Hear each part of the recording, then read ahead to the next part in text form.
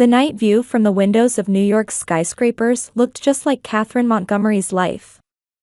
The glittering lights were proof of the success she had built over the past decade.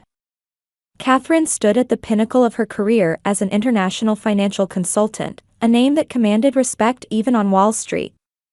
On her office wall hung just one photograph, a landscape of Willow Creek, the small Pennsylvania town where she grew up and which she had left 10 years ago with big dreams. The small white house in the picture was still home to her family. Catherine sat at her desk, staring at the bank transfer history displayed on her computer screen. For years, she had been regularly sending financial support to her family, medical expenses for her mother Barbara, business recovery funds after her stepfather Howard's venture failed, tuition for her brother Greg, and even part of the mortgage for her Aunt Ruth and her husband Arthur. It all rested on her shoulders. However, during the past 6 months, Catherine's transfers had decreased, and her communication had become less frequent. There was a reason for this, but she hadn't yet revealed the truth to her family. The phone rang, pulling Catherine from her thoughts. It was her mother. "Happy birthday, Kathy. You're coming home tomorrow, right?" Barbara's voice was warm but carried a hint of tension. "Yes, of course, Mom. My flight is scheduled to arrive at 3 in the afternoon," Catherine replied, gazing at the night view outside her window. "Everyone's looking forward to it. It's been a while." After hanging up, Catherine let out a deep sigh. Behind her mother's words, she heard a different meaning. Everyone is looking forward to your money. Catherine took a large envelope from her desk drawer. Inside was a thick stack of documents. This was the reason for her recent silence and the special gift she intended to give her family tomorrow. Willow Creek was the quiet town Catherine remembered. As the taxi stopped in front of her family home, the 2-story white house looked smaller than she remembered. Faded wooden chairs sat on the front porch, and flowers her mother cherished bloomed in the garden. The front door opened, and her mother Barbara appeared. Her face had deeper wrinkles than before. Behind her stood her stepfather Howard's large frame, with a smile on his lips but coldness in his eyes. "Kathy, you finally made it," Barbara embraced Catherine, but the hug lacked its former warmth and seemed somewhat formal. Inside the house, other family members had gathered. Her brother Greg worked at a local insurance company. Aunt Ruth and Uncle Arthur were dressed modestly as usual, and their children, Catherine's cousins Becky and Douglas, were also there. And in the armchair at the far end of the living room sat her grandfather Albert. Only grandfather's blue eyes truly lit up with joy when he saw Catherine. "Our family's success story has returned." He stood up, leaning on his cane, and opened his arms to Catherine. Catherine hurried to her grandfather and gently embraced him. "You look well, Grandpa." "Well, I'm showing my age," Albert coughed. "But I'm strong enough to celebrate my granddaughter's birthday." Barbara called from the kitchen, "Kathy, once you've put your luggage in your room, let's all have tea. We have so much to talk about." Catherine headed to her old room. Sitting on the bed in the unchanged room, she took a deep breath and looked at the envelope she was clutching. She planned to give this to her family during her birthday party tomorrow. The thought that the contents of this envelope might forever change her relationship with her family made her chest tighten. Tension hung in the dining room. Catherine felt her family's eyes on her as she took a sip of tea. "So, how have you been?" Ruth asked. "Is life in New York still as busy as ever?" "Well, actually." As Catherine was choosing her words, Greg interrupted. "Seems like you're too busy to keep in touch with us," his voice carried bitterness. Catherine answered while maintaining her smile, "I'm sorry. I've really had a lot going on lately." "Have you forgotten all about us in your New York high-rise?" Becky said with sarcasm. Barbara changed the subject, saying, "Everything's ready for your birthday party tomorrow. I'm planning to bake a lemon cake, your favorite." Catherine gave a grateful smile. Would she have the courage to tell her family the truth tomorrow? Her heart felt heavy, yet simultaneously filled with determination. The next morning, Catherine woke up in her old wooden bed. Her childhood room was like a time capsule, left behind as she grew up. The walls were adorned with high school certificates, college diplomas, and newspaper articles about her first job in finance. Barbara had proudly preserved all these. But that was before she left home. Sounds from downstairs pulled Catherine from her thoughts. She put on her robe and went downstairs. In the kitchen, her mother Barbara was preparing the cake. "Good morning, Mom," Catherine called out, and Barbara stiffened slightly. "Morning, Kathy. Did you sleep well?" Barbara's voice was even colder than yesterday. "Yes, sleeping in my old bed at home brings back memories." "I see." Nostalgic, Barbara said without stopping her work. "I wonder if occasionally sending money after such a long time gives you the same nostalgic feeling." Catherine was at a loss for words. "Mom, I have reasons." "I don't want to hear about reasons." Barbara suddenly turned around, her face flushed. "All I know is that you've forgotten about us lately. You've gone too high up to care." Her stepfather Howard appeared at the kitchen entrance. "Good morning, Kathy." His voice was outwardly cheerful, but his eyes were cold. "Our breakfast probably pales in comparison to what you have in your New York penthouse." Catherine took a deep breath to stay calm. "Not at all. I love the breakfast here." Barbara placed a cup of tea on the table. "Sit down. Everyone else will be here soon." As Catherine sat down, her brother Greg came in. He barely looked at his sister and just said a short "Hi." "Greg, how are you?" Catherine asked warmly. "How's work?" "Fine," Greg shrugged. "Not making millions like you." "Nothing special at a local insurance company." As Barbara placed toast on the table, she said, Greg had a chance for promotion.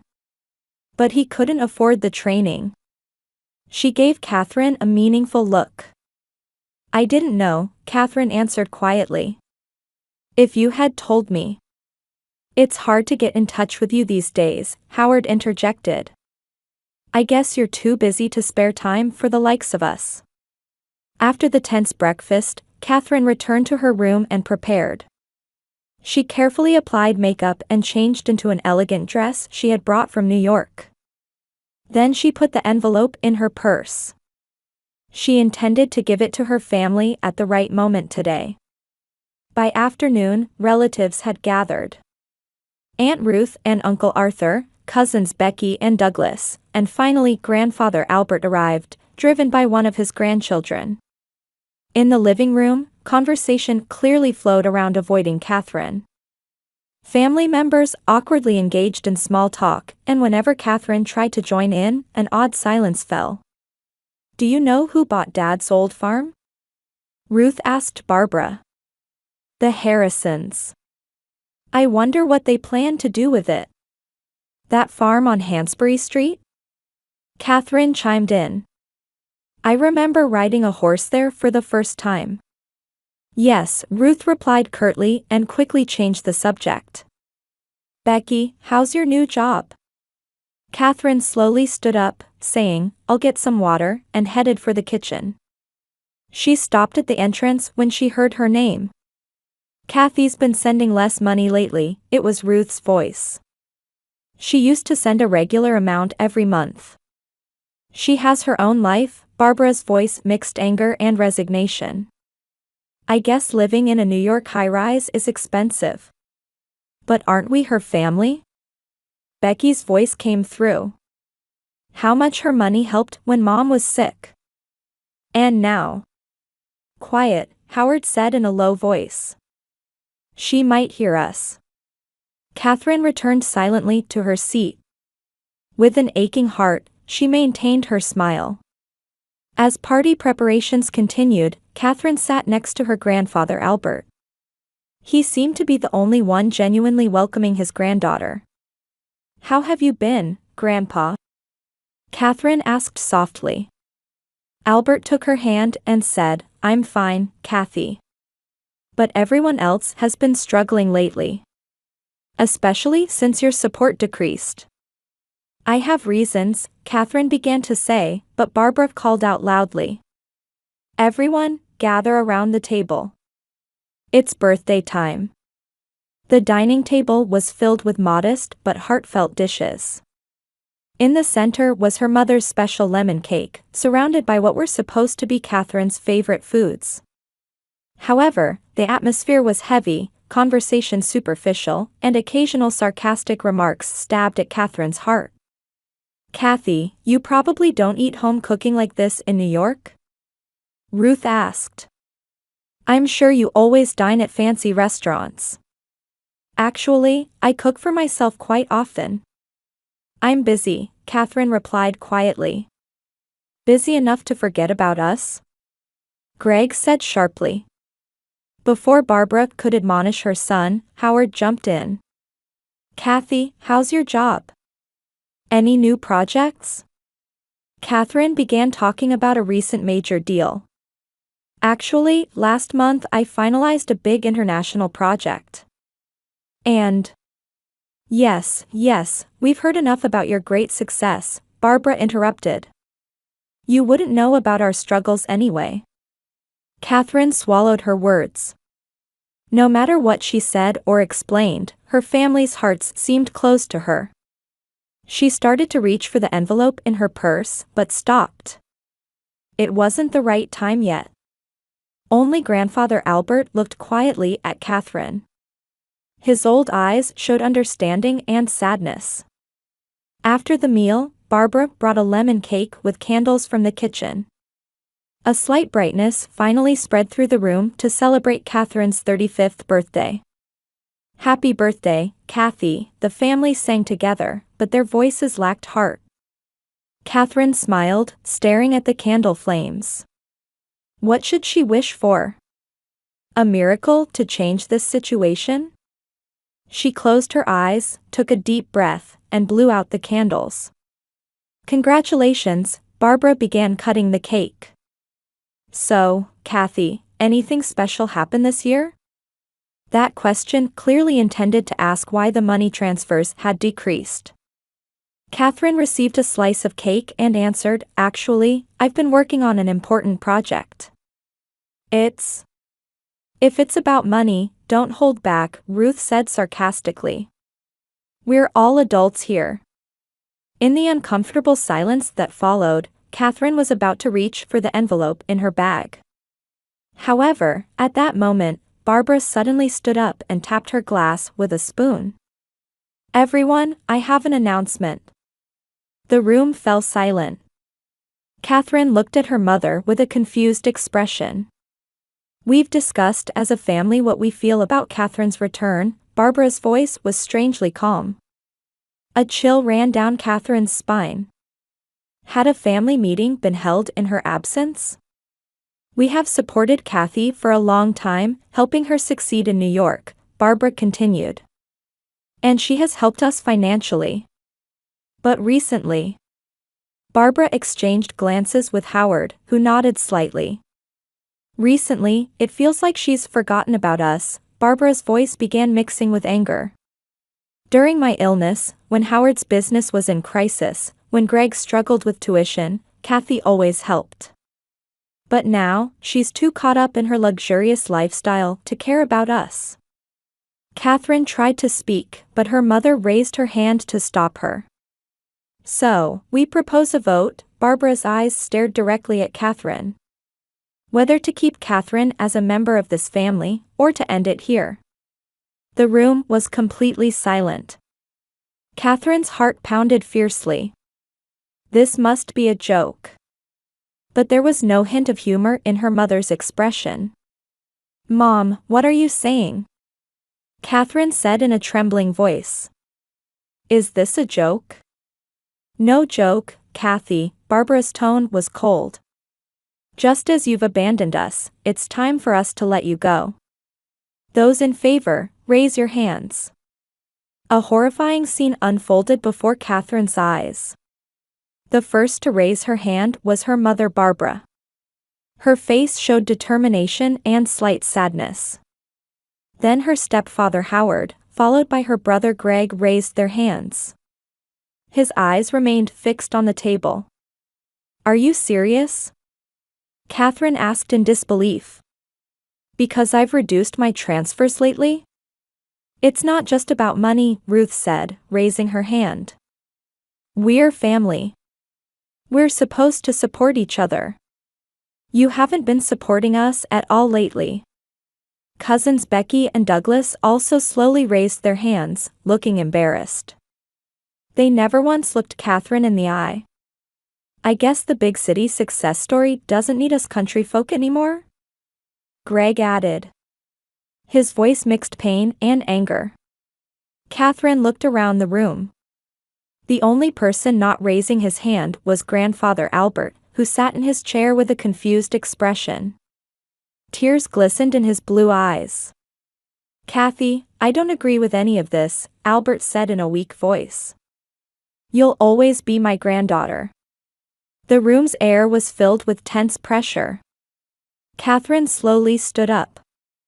Her hands were shaking, but a strange calmness settled on her face. Fighting back tears with all her might, she quietly smiled. "I understand. Your feelings are clear." Catherine's voice was surprisingly composed. "Then I suppose you won't need this." She took the large envelope from her bag and placed it in the center of the table. The envelope was thick, seeming to contain important documents. "I had intended it as one last gift." Catherine broke off. "What is that?" Barbara looked at the envelope with a puzzled expression. "Goodbye. I won't trouble you again," Catherine said and started walking toward the door. Everyone in the family froze. As the raised arms slowly lowered, only Grandfather Albert cried out, "Kathy, wait," and reached for the envelope with trembling hands. Catherine paused at the exit and turned around. A single tear streaked down her face. "Please look inside. It's the real reason I've reduced contact recently." As Albert began opening the envelope, a heavy silence hung over the room. Barbara clutched Howard's arm, and Greg leaned back in his chair.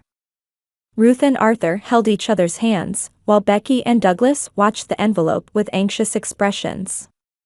Catherine folded her hands in front of her chest and placed her hand on the doorknob. Now was the moment when the bond between her and her family would be lost forever, or perhaps transform into something new. When Albert's hand went into the envelope and pulled out the first document, his wrinkled face changed with surprise and confusion. "This is..." He was at a loss for words. Seeing her father's expression, Barbara quickly went to his side and peered at the document. The color drained from her face.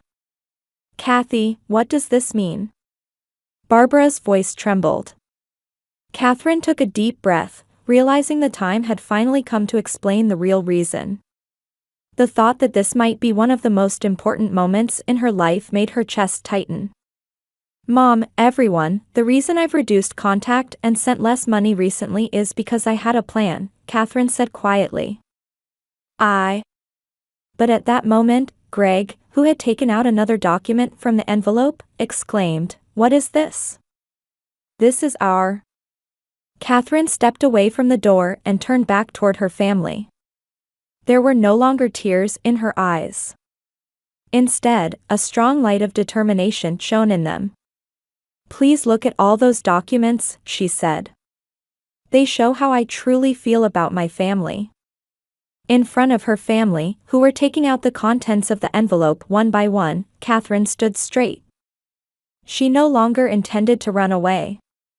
She was determined to explain exactly what she had done and why she had done it. Albert's trembling hand took out one document after another from the envelope. A look of surprise and confusion spread across his face, and eventually his eyes moistened as if he understood something. "This is..." Grandfather struggled with his words. Kathy, is this true? Catherine let go of the doorknob and nodded slightly. Yes, Grandpa. It's all true. The color drained from Barbara's face, and her eyes widened. This is our mortgage. Proof of full payment, Catherine quietly completed the sentence. This house's mortgage no longer exists. I paid it off in full last month. But there were still over 15 years left, Barbara said in disbelief. Howard came to her side and looked at the documents over his wife's shoulder. His face showed a mixture of confusion and embarrassment. Kathy, what is this about? Catherine took a deep breath, realizing that the time had finally come to tell the truth. There's a reason I've been sending less money lately. I was planning something bigger for all of you. Ruth picked up another document and began, this is the mortgage for Arthur and me. Yes, I paid off your house loan too, Aunt Ruth, Catherine answered quietly. Greg picked up a large envelope and pulled out several documents. His face showed astonishment. These are my student loans. They're paid in full. A heavy silence fell over the room. Everyone stared at Catherine, but the previous hostility had vanished, replaced by expressions of shame and confusion. There's more, Catherine said, watching as her grandfather pulled out more documents. Albert withdrew colorful brochures and reservation confirmations. What are these? Those are tickets for a luxury cruise for all of you, Catherine explained. The Mediterranean cruise Mom always wanted to take. It's a 2-week voyage with private cabins for everyone. The flights are first class too. Barbara's hands trembled. Kathy, but this, why? I reduced my transfers because I was saving for this big gift, Catherine looked straight at her mother. I've been planning it for 6 months. I wanted to pay off all your loans and give the whole family a nice, relaxing vacation. Everyone was speechless. Barbara collapsed into a chair and began to cry. Kathy, what have we done? When Mom was sick, when my stepfather's business was in crisis, I did everything I could, Catherine continued in a steady voice. I thought that's what family does. But recently, I realized a more fundamental solution was needed. Howard held his head in his hands. What have we done? Catherine approached the table and picked up another document. This is an investment trust certificate. It's set up in all your names.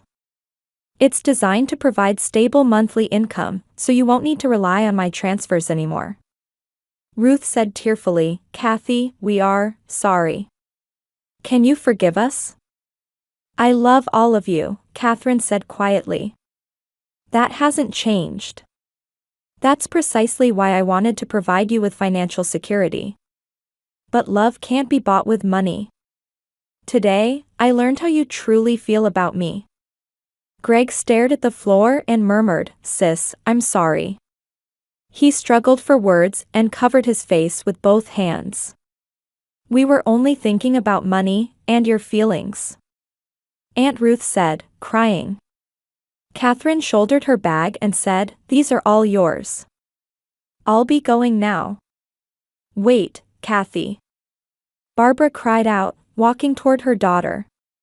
What you've done for us, She faltered, tears flowing. What a terrible mother I am. Catherine looked at her mother. Her eyes showed sadness, but still affection.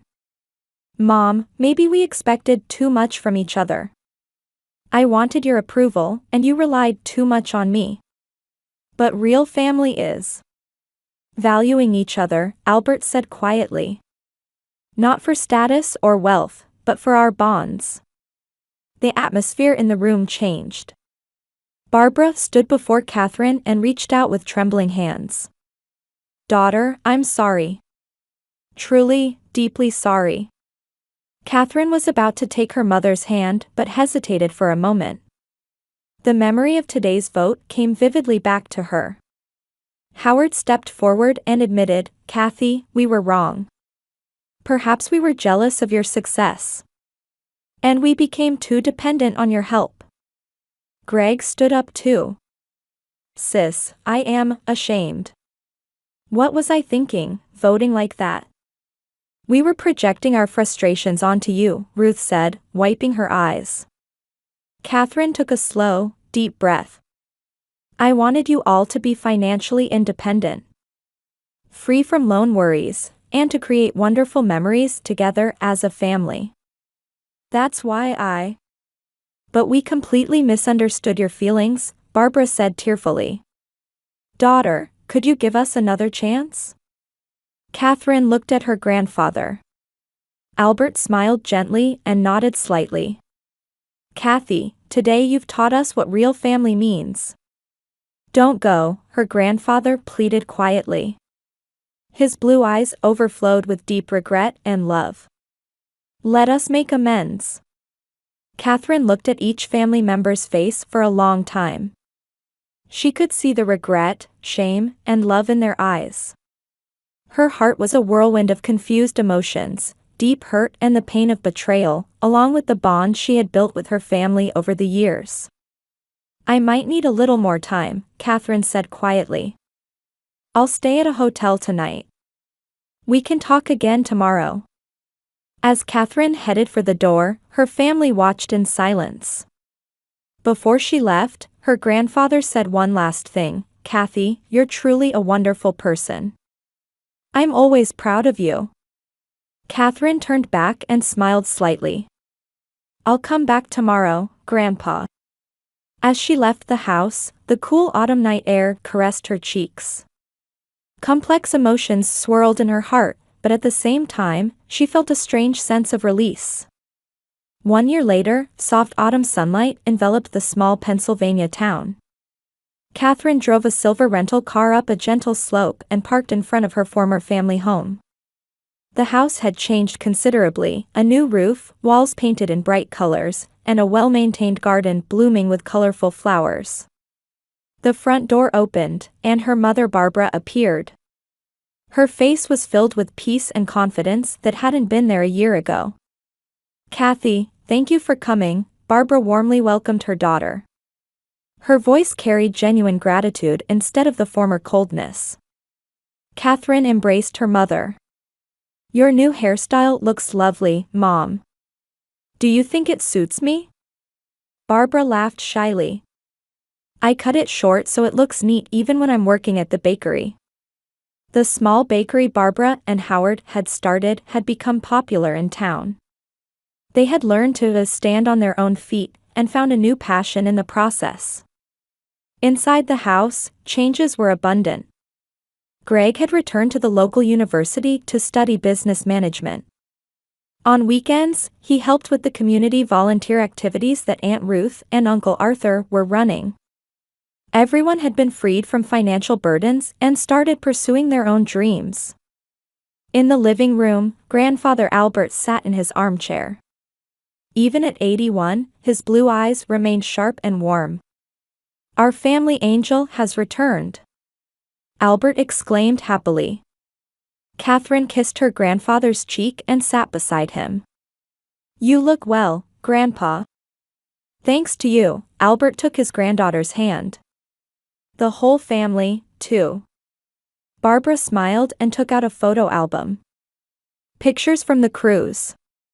It was wonderful. But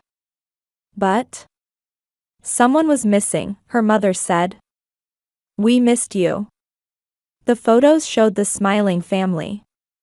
Everyone had bright expressions against the backdrop of the blue Mediterranean Sea, but Catherine was absent. "Next time, let's all go together," Catherine suggested. Over the past year, the family had gradually repaired their relationship. Barbara called Catherine once a week, Greg began seeking his sister's advice, and Ruth and Becky continued to send letters of gratitude. And today, they had gathered once again to celebrate Catherine's birthday. This time, it was a gathering filled with genuine love and gratitude. Around the dining table, as candles were lit on the lemon cake, Barbara stood up and raised her glass. "Today, we're taking a vote." At those words, Catherine stiffened momentarily. But seeing the gentle smile on her mother's face, she relaxed. "Who's grateful that Catherine changed our lives?" As everyone raised their hands with smiles, Catherine showed tears in public for the first time. Family means supporting each other. And sometimes forgiving each other. Her heart was filled with warmth. A year after that harsh night, the family had become more than mere blood relations. They were bound by true bonds that recognized and respected each other's value.